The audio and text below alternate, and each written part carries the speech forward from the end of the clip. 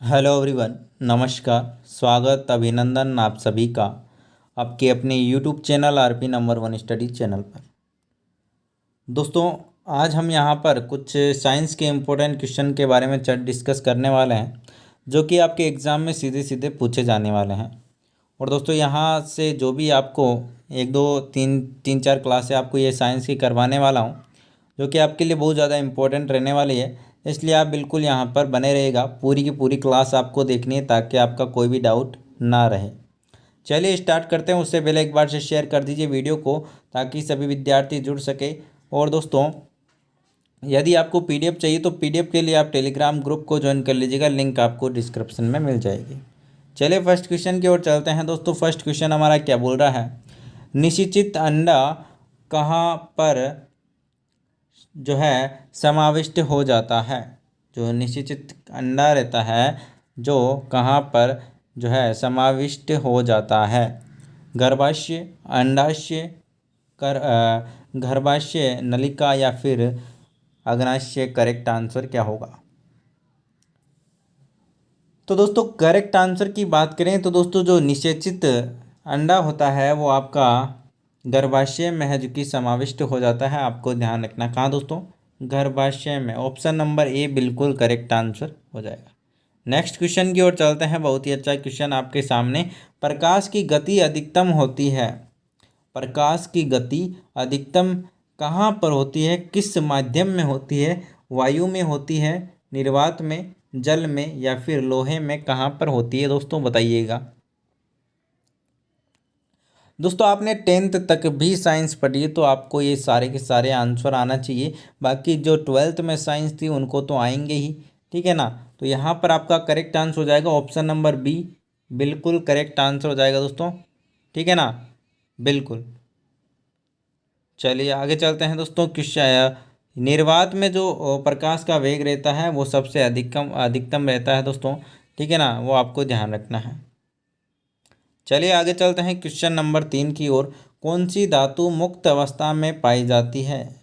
सोना, लोहा, एल्यूमिनियम या फिर इनमें से कोई नहीं? बताइएगा दोस्तों, करेक्ट आंसर क्या होगा? मुक्त अवस्था में पाई जाती है कौन सी धातु है? करेक्ट आंसर की बात करें तो ऑप्शन नंबर ए बिल्कुल करेक्ट आंसर हो जाएगा, मुक्त अवस्था में पाई जाती है। दोस्तों, जहाँ पर समझाने वाली बात आएगी तो आपको बिल्कुल समझा दिया जाएगा, जो भी डिटेल में समझाना होगा। बायोगैस में मीथेन का प्रतिशत कितना होता है? बायोगैस में मीथेन जो गैस होती है दोस्तों, मीथेन गैस, तो यहाँ पर आपका करेक्ट आंसर क्या होगा क्वेश्चन नंबर 4 का? बिल्कुल 60% आपकी इसमें मीथेन होती है। और आपको बता दूं दोस्तों, जो आप देखते होंगे कि गायें जब भी, जो गायें चारे को खाती है या फिर गाय भैंस, जो भी आप समझ सकते हैं, जो भी वो उसको उगालती है, तो दोस्तों आपने देखा होगा उसमें उसके मुंह से, गाय भैंस के मुंह से एक गंध आती है, वो मीथेन गैस ही होती है। कौन सी दोस्तों? मीथेन ही, उसकी जो गंध आती है वो मीथेन गैस की ही होती है गंध, ठीक है ना, आपको ध्यान रखना है। क्वेश्चन नंबर 5 की ओर चलते हैं। ध्वनि की पिच किस पर निर्भर करती है? आवृत्ति, ताप, वेग, त्वरण। करेक्ट आंसर बताओ दोस्तों। सिंपल सा आंसर होगा इसका, तो बिल्कुल यहाँ पर आवृत्ति बिल्कुल करेक्ट आंसर हो जाएगा, ऑप्शन नंबर ए, ठीक है ना, आवृत्ति बिल्कुल करेक्ट आंसर हो जाएगा। जो पिच होती है, पिच मतलब कि ज़्यादापन या फिर पतलापन आवाज़ का, तो बिल्कुल जो भी औरतों और मर्दों में, मतलब कि आदमियों और औरतों में जो भी आवाज़ का डिफरेंस होता है, एक तो आदमियों की जाडी होती है, वो इसका ही यहाँ पर कमाल है। चलिए आगे चलते हैं क्वेश्चन नंबर 6 की ओर। ऊर्जा उत्पादन के दौरान ग्लूकोज का पायरुवेट में विघटन कहाँ पर होती है? माइटोकॉन्ड्रिया में, गोल्जी गाय में, कोशिका द्रव्य में या फिर सेंट्रोसोम में? करेक्ट आंसर क्या होगा क्वेश्चन नंबर 6 आपके सामने। दोस्तों, करेक्ट आंसर की बात करें तो दोस्तों, जो ऊर्जा उत्पादन के दौरान जो ग्लूकोज का पायरुवेट में जो विघटन होता है, वो दोस्तों कोशिका द्रव्य में होता है। कहाँ पर दोस्तों? कोशिका द्रव्य में होता है, जो कि कोशिका में पाया जाता है, वो आपको ध्यान रखना है। चलिए आगे चलते हैं क्वेश्चन नंबर 7 की। मानव कोशिका में लिंग गुणसूत्र की संख्या कितनी होती है? बिल्कुल, लिंग गुणसूत्र की संख्या कितनी होती है? एक युग्म, दो युग्म, या फिर 23 युग्म, या फिर 23 युग्म, 23 जोड़े युग्म? करेक्ट आंसर क्या होगा? ओनली फॉर लिंग गुणसूत्र की बात करिए तो दोस्तों एक युग्म यहाँ पर बिल्कुल करेक्ट आंसर हो जाएगा। ओनली फॉर लिंग गुणसूत्र की बात की, सारे के सारे गुणसूत्र की बात करते तो 46 आपके यहाँ पर हो जाते हैं, मतलब कि 23 जोड़े। चलिए आगे चलते हैं क्वेश्चन नंबर 8 की ओर। पृथ्वी का द्रव्यमान कितना होता है या फिर कितना है? 5 गुना 10 की घात 20 किलोग्राम, 5 गुना 10 की घात 25 किलोग्राम, 10 गुना 10 की घात 24 किलोग्राम, 6 गुना 10 की घात 24 किलोग्राम।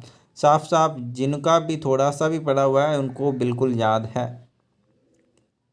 करेक्ट आंसर की बात करें, 6 गुना 10 की घात 24 किलोग्राम यहाँ पर क्या पृथ्वी का द्रव्यमान है दोस्तों। बिल्कुल, चलिए आगे चलते हैं क्वेश्चन नंबर 9 की ओर। जिनको भी आता है कमेंट कर दीजिए और वीडियो को शेयर कर दीजिए ना, ताकि सभी विद्यार्थी जुड़ सकें। किसी वस्तु पर कार्य करने वाला गुरुत्व बल को निरूपित किया जाता है। गुरुत्व बल को किस जो है निरूपित किया जाता है दोस्तों? द्रव्यमान में, भार में, गति में, या फिर वेग में? बताइए दोस्तों।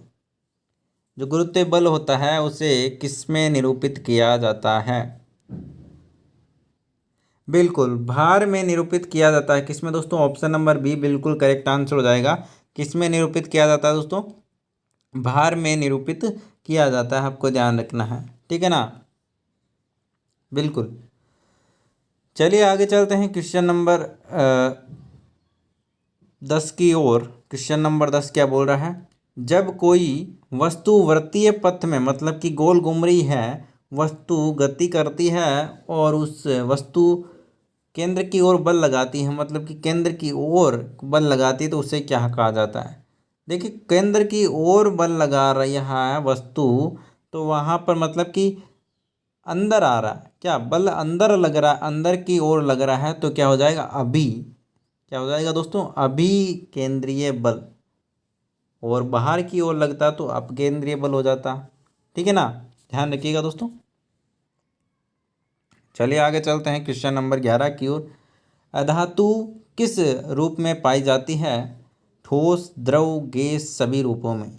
अधातु किस जो है रूप में पाई जाती है? बताइए दोस्तों। दोस्तों आवर्त सारणी में धातुओं की बात करें तो दोस्तों सभी रूपों में पाई जाती है। गैस भी हो सकती है, ठोस भी हो सकती है, द्रव भी हो सकती है। कोई फिक्स यहाँ पर नहीं है कि ठोस होगी या फिर सभी जो है रूपों में पाई जाती है। चलिए नेक्स्ट क्वेश्चन की ओर चलते हैं। निम्न में से सबसे गर्म ब्लड वाला जंतु कौन सा है? बहुत ही अच्छा क्वेश्चन। मुर्गा, तोता, कौवा, कबूतर। सबसे गर्म खून किसका होता है मेरे प्यारे साथियों, बताइए। दोस्तों सबसे गर्म गर्म खून ब्लड की बात करें तो दोस्तों कबूतर का होता है। किसका दोस्तों? ऑप्शन नंबर डी आपका करेक्ट आंसर हो जाएगा। कबूतर का जो खून होता है वो सबसे अधिक गर्म होता है। रिकेट्स बीमारी किसकी कमी के कारण होता है? Option number A vitamin C, B जो है vitamin A, vitamin D, vitamin B. Correct answer क्या होगा दोस्तों? करेक्ट आंसर की बात करें तो दोस्तों ऑप्शन नंबर सी आपका करेक्ट आंसर हो जाएगा, विटामिन डी। रिकेट्स जो कि बच्चों में होता है और इससे इसकी कमी से, मतलब कि रिकेट्स क्या होता है दोस्तों? हड्डियों से संबंधित रोग है। इससे हड्डियां हैं जो कि मुड़ने लग जाती है, या आप समझ सकते हैं हड्डियां कमज़ोर हो जाती है। तो विटामिन डी की कमी पूरी करने के लिए हमें क्या करना चाहिए दोस्तों? सूर्य के जो सुबह सुबह, मतलब कि 10 बजे से पहले जो भी सूर्य का प्रकाश होता है वो आपको लेना चाहिए, ताकि विटामिन डी है जो कि बिल्कुल मुफ्त में आपको सुबह सुबह हर रोज़ मिलता है, तो आप बिल्कुल उसका फ़ायदा उठाया करें दोस्तों। अभी तो गर्मी आ चुकी है, सर्दी में तो रोज़ बैठते ही थे, लेकिन गर्मी में भी आपको लगभग थोड़ा बहुत तो बैठना ही चाहिए सूर्य के ताप में, सूर्य की धूप में। आवेश का एसआई मात्रक इकाई में आपको बताना है, इकाई आपको बतानी है। एसआई मात्रक क्या होगा आवेश का? तो आवेश क्या होता है दोस्तों? आवेश होता है क्यू। क्यू क्या होता है दोस्तों? क्यू क्या होता है, बिल्कुल कूलाम यहाँ पर बिल्कुल करेक्ट आंसर हो जाएगा आपका। ऑप्शन नंबर आपका सी बिल्कुल करेक्ट आंसर हो जाएगा। कूलाम यहाँ पर बिल्कुल करेक्ट, कोलम्ब लिखा हुआ है, कहीं कहीं कूलम भी कहते हैं, कूलाम यहाँ पर हो सकता है आपका, ठीक है ना, कूलाम कहा जाता है, कूलाम, ठीक है। आवेश का मात्रक होता है कूलाम। ये प्रतिरोध मतलब कि आर, ओम मतलब कि ओम, आप इसे समझ सकते हैं इस प्रकार से डिनोट करते हैं। वाट मतलब कि डब्लू, ठीक है। तो यहाँ पर इस प्रकार से डिनोट किया जाता है। आगे चलते हैं क्वेश्चन नंबर 15 की ओर। क्वेश्चन नंबर 15 क्या बोल रहा है, पृथ्वी की सतह पर गुरुत्वाकर्षण के कारण त्वरण का मान होता है। पृथ्वी की सतह की बात की गई है, गुरुत्वाकर्षण के कारण जो त्वरण उत्पन्न होता है उसका मान कितना होता है। सिंपल सी बात है दोस्तों, 9.8 मीटर प्रति वर्ग स्क्वायर, सॉरी सेकेंड स्क्वायर आपका यहाँ पर हो जाएगा। क्या दोस्तों, 9.8 मीटर प्रति सेकेंड स्क्वायर आपका बिल्कुल करेक्ट आंसर हो जाएगा क्वेश्चन नंबर 15 का आंसर। आगे समझो, ऑप्शन नंबर बी बिल्कुल करेक्ट आंसर। ये याद करना है आपको, है ना, याद करना है, इसकी कोई ट्रिक व्रिक नहीं है, बिल्कुल ये क्या है, चीज़ें फिक्स है, फैक्ट्स हैं एक, जो कि आपको याद होना चाहिए। जब तक किसी पिंड पर असंतुलित बल लागू नहीं किया जाता तब तक उसकी चाल में कोई भी परिवर्तन यहाँ पर नहीं, सॉरी खाली जगह होता रहता है। चाल में क्या होता रहता है, बताइए दोस्तों।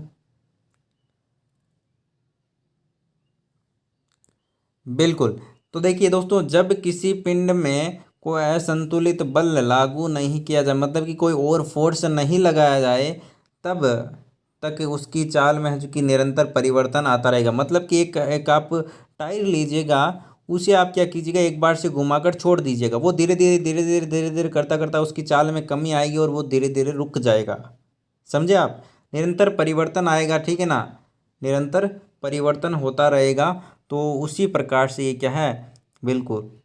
चलिए आगे चलते हैं क्वेश्चन नंबर 17 की ओर। ब्राउनीय गति की खोज किसने की, चार्ल्स, रॉबर्ट ब्राउन या फिर न्यूटन। करेक्ट आंसर क्या होगा। क्वेश्चन की बात करें तो दोस्तों रॉबर्ट यहाँ पर बिल्कुल करेक्ट आंसर हो जाएगा, आंसर नंबर बी। मछली के हृदय में कितने कक्ष होते हैं, बहुत ही अच्छा क्वेश्चन आपके सामने।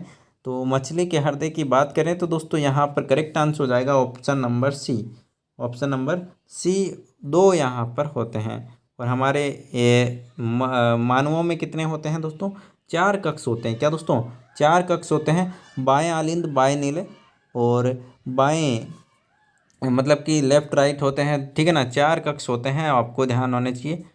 चलिए आगे चलते हैं क्वेश्चन नंबर 19 की ओर। नर जनन शुक्राणु कोशिकाओं का उत्पादन किस स्थान पर होती है, होता है, वृषण में, अंडकोश में, लीवर में, फेफड़ों में। करेक्ट आंसर बताइए दोस्तों। क्वेश्चन नंबर 19 आपके सामने। दोस्तों करेक्ट आंसर की बात करें तो दोस्तों वृषण में यहाँ पर इनका निर्माण होता है, तो आपको ध्यान रखना है। चलिए आगे चलते हैं क्वेश्चन नंबर 20 की ओर। कैल्शियम हाइड्रोक्साइड का सूत्र क्या है, सिंपल सी बात है, कैल्शियम हाइड्रोक्साइड का सूत्र क्या है। तो CaOH का 2, मतलब कि ऑप्शन नंबर ए बिल्कुल करेक्ट आंसर हो जाएगा दोस्तों आपका। ऑप्शन नंबर ए बिल्कुल करेक्ट आंसर हो जाएगा, कैल्शियम हाइड्रोक्साइड।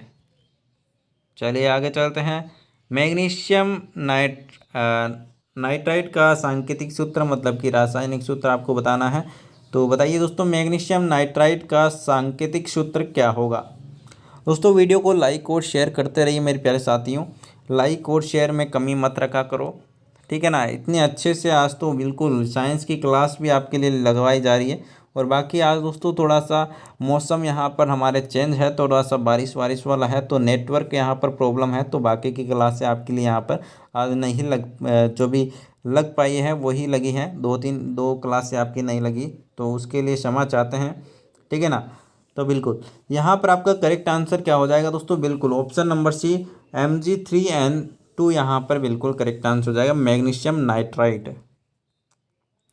हेलोजन में उच्चतम इलेक्ट्रॉन बंधुता वाला तत्व कौन सा है, बहुत ही अच्छा क्वेश्चन आपके सामने।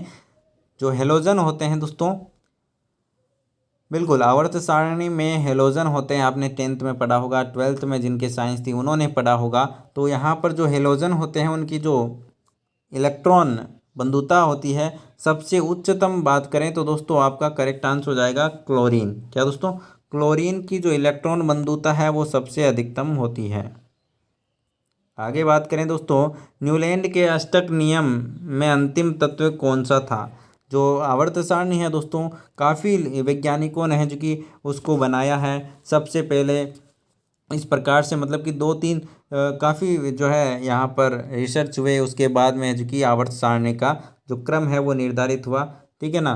तो यहाँ पर जो एक न्यूलैंड ने भी एक अष्टक नियम दिया था आवर्त सारणी में, तो उसका जो लास्ट बात करें, लास्ट अंतिम तत्व की, लास्ट तत्व की, तो उसकी बात करें तो यहाँ पर करेक्ट आंसर हो जाएगा थोरियम। क्या दोस्तों? थोरियम यहाँ पर बिल्कुल करेक्ट आंसर हो जाएगा। आगे चलते हैं क्वेश्चन नंबर 24 की ओर। पीतल किसका मिश्र धातु, मतलब कि किसका मिश्र धातु है? तांबा व एल्यूमिनियम, जस्ता एवं कांसा, एल्यूमिनियम व जस्ता, तांबा एवं जस्ता। करेक्ट आंसर क्या होगा?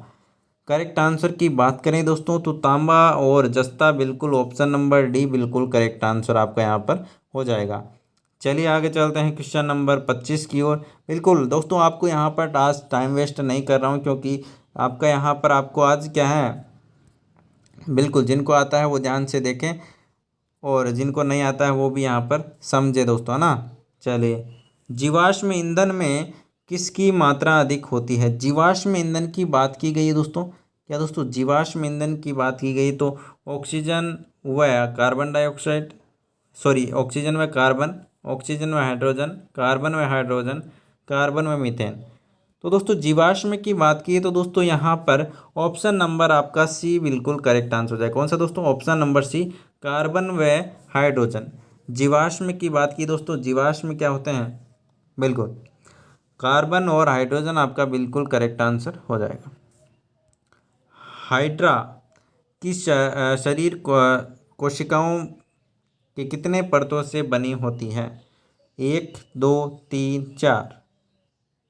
करेक्ट आंसर की बात करें तो ऑप्शन नंबर बी, 2 परतों से मिलकर बनी होती है, आपको ध्यान रखना है। 4 परमाणु संख्या वाले तत्व की रासायनिक किसके समान होगी? रासायनिक जो अभिक्रिया है, या समझ सकते हैं आप, किसके समान होगी? मतलब कि जिसके 4 परमाणु संख्या है उसका वो क्या होगा? तो आपको यहाँ पर बताना रासायनिक किसके समान होगी, तो बताएं दोस्तों। मैग्नीशियम, सोना, क्रोमियम, निकेल। करेक्ट आंसर की बात करें दोस्तों, मैग्नीशियम यहाँ पर बिल्कुल करेक्ट आंसर हो जाएगा दोस्तों। चलिए चलते हैं आगे अगले क्वेश्चन की ओर। क्वेश्चन नंबर आपका 28 आपके सामने। परमाणु के भीतर न्यूट्रॉन तथा प्रोटॉन पर आरोपित बल क्या कहलाता है? बहुत ही अच्छा क्वेश्चन दोस्तों। परमाणु बल, अणु बल, गुरुत्व बल या फिर नाभिकीय बल? बहुत ही सिंपल दोस्तों, नाभिकीय बल। क्योंकि दोस्तों जो न्यूट्रॉन प्रोटॉन है जो कि नाभिक में पाए जाते हैं दोस्तों, प्रोटॉन के भीतर क्या होता है? नाभिक होता है, नाभिक के अंदर ये पाए जाते हैं, तो इसे क्या कहते हैं? नाभिकीय बल कहते हैं, जो कि बहुत ही स्ट्रांग बल होता है। आगे चलते हैं दोस्तों क्वेश्चन नंबर 29 की ओर। ऑक्सीजन के सापेक्ष क्लोरीन की संयोजकता कितनी होती है? 5, 6, 7, 8। करेक्ट आंसर क्या होगा? करेक्ट आंसर की बात करें तो ऑप्शन नंबर सी, 7 यहाँ पर बिल्कुल करेक्ट आंसर हो जाएगा। चलिए आगे चलते हैं क्वेश्चन नंबर 30 की ओर। परमाणु क्रमांक 57 वाला तत्व किस ब्लॉक में आता है, किस ब्लॉक से संबंधित है? A, S, D, B. Correct answer क्या होगा? करेक्ट आंसर की बात करें दोस्तों तो यहाँ पर आपका ऑप्शन नंबर सी बिल्कुल करेक्ट आंसर हो जाएगा, डी ब्लॉक से संबंधित है। आगे चलते हैं दोस्तों क्वेश्चन नंबर 31 की ओर। असंतुलित रासायनिक समीकरण को क्या कहा जाता है? असंतुलित रासायनिक समीकरण को क्या कहा जाता है? तो बताइएगा मेरे प्यारे साथियों, करेक्ट आंसर क्या होगा? करेक्ट आंसर की बात करें तो कंकाल रासायनिक समीकरण उसे कहा जाता है, आपको ध्यान में रखना है। आगे चलते हैं क्वेश्चन नंबर 32 की ओर। जब कोई वस्तु बिना किसी बाधा, मतलब कि किसी बाधा के गिरती है तो उसकी स्थितिज ऊर्जा में क्या परिवर्तन होता है? ऊर्जा में वृद्धि होती है, ऊर्जा घट जाती है, एक सामान्य होती है, या फिर इनमें से कोई नहीं। करेक्ट आंसर क्या हो जाएगा मेरे प्यारे साथियों? क्वेश्चन नंबर 32 आपके सामने। क्वेश्चन नंबर 32 की बात करें तो दोस्तों ऊर्जा घट जाती है, जो स्थिति ऊर्जा होती है वो घट जाती है दोस्तों। क्या हो जाती है? घट जाती है, मतलब कि उस स्थिति में परिवर्तन हो जाता है। चलिए आगे चलते हैं क्वेश्चन नंबर 33 की ओर। पौधे के किस हार्मोन के कारण पौधे की जो तना है सूर्य की रोशनी की ओर झुक जाता है? बताइए दोस्तों। ऑक्सीजन, जिब्रेलिन्स, ट्राइमेटिन, या फिर इथेलिन। करेक्ट आंसर क्या होगा दोस्तों? बताइएगा दोस्तों। क्वेश्चन नंबर 33 आपके सामने। करेक्ट आंसर की बात करें तो दोस्तों सारा का सारा कमाल है ऑक्सीजन का। किसका दोस्तों? ऑक्सीजन का कमाल है। चलिए आगे चलते हैं क्वेश्चन नंबर 34 की ओर। क्वेश्चन नंबर 34 आपका क्या बोल रहा है? किस प्रकार के जानवर पराध्वनिक उत्पन्न कर सकते हैं या फिर सकता है? बताइए दोस्तों। करेक्ट आंसर क्या होगा? 34 नंबर क्वेश्चन आपके सामने। करेक्ट आंसर की बात करें दोस्तों पाइपो विशेष जानवर है जो कि यहाँ पर पराध्वनि उत्पन्न कर सकते हैं। आगे चलते हैं क्वेश्चन नंबर 35 की ओर। सबसे अधिक ध्वनि की गति किसमें होती है?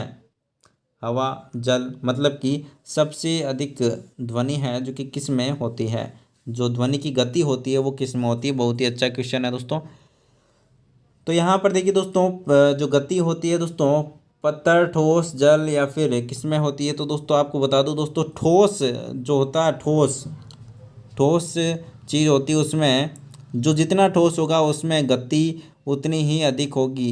आपने देखा होगा दोस्तों, ट्रेन ट्रेन की जो आवाज़ होती है दोस्तों, किसके कारण वो आपको 1 किलोमीटर दूर से आपका हॉर्न है जो कि आपको सुनाई दे देता है? क्योंकि दोस्तों जो पटरियाँ होती है दोस्तों वो ठोस होती है, मतलब कि लोहे की बनी होती है।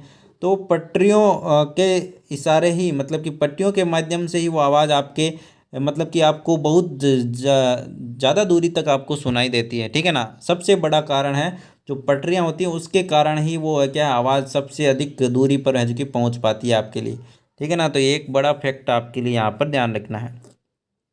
आगे देखते हैं दोस्तों, आयरन तत्व का रासायनिक प्रतीक किस शब्द से लिया जाता है?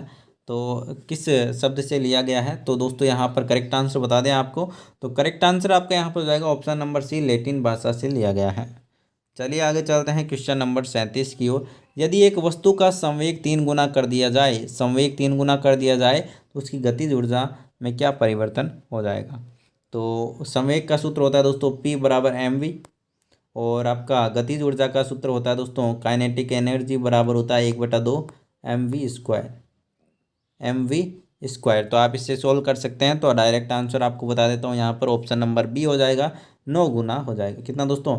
9 गुना हो जाएगा।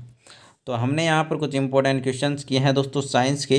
तो आपके कितने क्वेश्चन सही हुए आप कमेंट करके बताइएगा। और बाकी दोस्तों पीडीएफ के लिए टेलीग्राम आप ज्वाइन कर लीजिएगा, RPN1 स्टडी पॉइंट, लिंक आपको डिस्क्रिप्शन में मिल जाएगी। इंस्टाग्राम पर फॉलो कर लीजिएगा दोस्तों, और चैनल पर नए हैं तो चैनल को सब्सक्राइब कर लेना दोस्तों। धन्यवाद। वीडियो को ज़्यादा से ज़्यादा शेयर करना है, लाइक करना है। पीडीएफ आपको मिल जाएगी, टेलीग्राम पर ज्वाइन कर लीजिएगा दोस्तों। धन्यवाद। धन्यवाद।